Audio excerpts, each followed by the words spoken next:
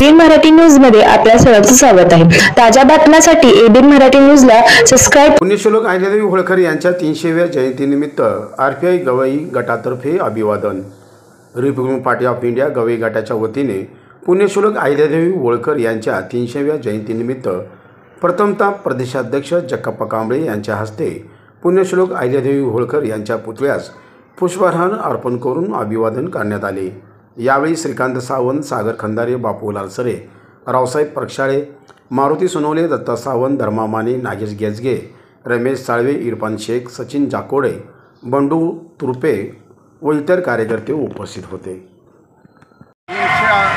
अहिल्याबाई होळकर हे जयंतीनिमित्त Republican party of India वतीनं पुष्पहार घालून अभिवादन 320 जयंती निमित्त या ठिकाणी रिपब्लिकन पार्टी ऑफ इंडियातर्फे मंगलाराव होळकर खानदानातील प्रसिद्ध तारा अहिल्याबाई होळकर यांच्या 320व्या जयंतीनिमित्त रिपब्लिकन पार्टी ऑफ इंडिया त्यांच्या स्मृतीस विनम्र अभिवादन करतो। आणि अहिल्याबाई होळकर यांनी महादेवाच्या कट्टर भक्त होत्या आणि गोरगरिबी जनता त्यांना सगळ्यांना सुखाने जगण्याचा मार्ग त्यांनी दाखवला।